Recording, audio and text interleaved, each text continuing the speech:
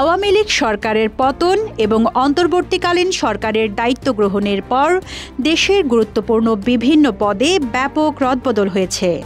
এবার রাষ্ট্রপতি মোহাম্মদ শাহাবুদ্দিনকে অপসারণের দাবি জোরালো হয়ে উঠেছে। কিন্তু কিভাবে, কেন এই দাবি এবং এই দাবি সরকার মানবে কিনা তা নিয়ে আলোচনা চলছে।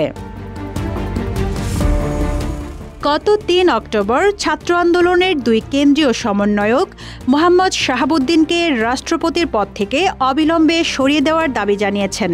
তাদের বক্তব্য, শাহাবুদ্দিন ফ্যাসিস্ট হাসিনা সরকারের প্রতিনিধি এবং তার ক্ষমতায় থাকা রাষ্ট্রের জন্য হুমকি হতে পারে। সমন্বয়ক হাসনাত আবদুল্লাহ ফেসবুকে এক পোস্টে প্রথমে রাষ্ট্রপতিকে অপসারণের দাবি তোলেন। এর পরপরই সার্জিস আলম একই দাবিতে পোস্ট করেন। ফলে দ্রুত সামাজিক যোগাযোগ মাধ্যমে রাষ্ট্রপতিকে অপসারণের দাবির বিষয়টি ছড়িয়ে পড়ে। তাদের ৫ দফার মধ্যে রাষ্ট্রপতির অপসারণ ছাড়াও রয়েছে আওয়ামী লীগের বিচার, নতুন সংবিধান গঠন, দুর্নীতিবাজ আমলাদের পরিবর্তন এবং হাসিনার আমলে করা অবৈধ চুক্তিগুলো বাতিলের দাবি। যমুনা স্মার্ট রেফ্রিজারেটর, স্মার্ট লাইফে স্মার্ট রেফ্রিজারেটর।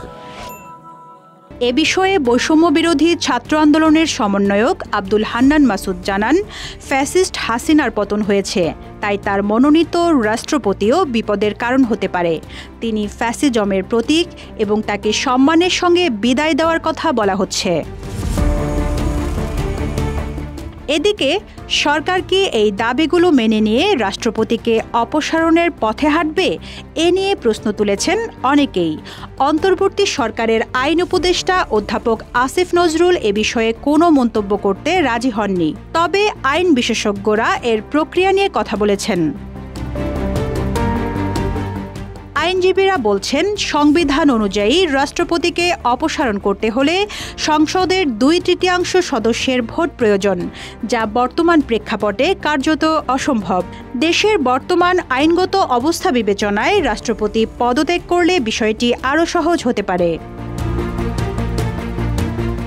সুপ্রিম কোর্টের আইনজীবী অ্যাডভোকেট মঞ্জিল মোর্শেদ মনে করেন, সংবিধান অনুযায়ী অভিশংসনের জন্য সংসদ প্রয়োজন, কিন্তু রাষ্ট্রপতি পদত্যাগ করলে সেই প্রক্রিয়া সহজ হতে পারে। সেনাবাহিনী ও সরকারের সমর্থন থাকলে রাষ্ট্রপতি সরে যাওয়া 1 সেকেন্ডের বিষয় হতে পারে। তাহলে রাষ্ট্রপতি যদি পদত্যাগ করেন তখন কি হবে, তার উত্তরও দিয়েছেন আইন বিশেষজ্ঞরা। তারা বলছেন, সংবিধান অনুযায়ী স্পিকার অস্থায়ী রাষ্ট্রপতির দায়িত্ব পালন করবেন এবং পরবর্তী 90 দিনের মধ্যে নতুন রাষ্ট্রপতি নির্বাচন করতে হবে।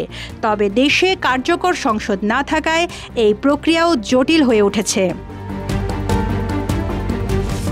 রাষ্ট্র সংস্কার আন্দোলন নামে একটি সংগঠনের প্রধান সমন্বয়ক ও সিনিয়র আইনজীবী হাসনাত কাইয়ুম জানান, বর্তমান সরকার যেভাবে কাজ করছে তাতে সাংবিধানিকভাবে বৈধতা ও অবৈধতা খুঁজে পাওয়া কঠিন।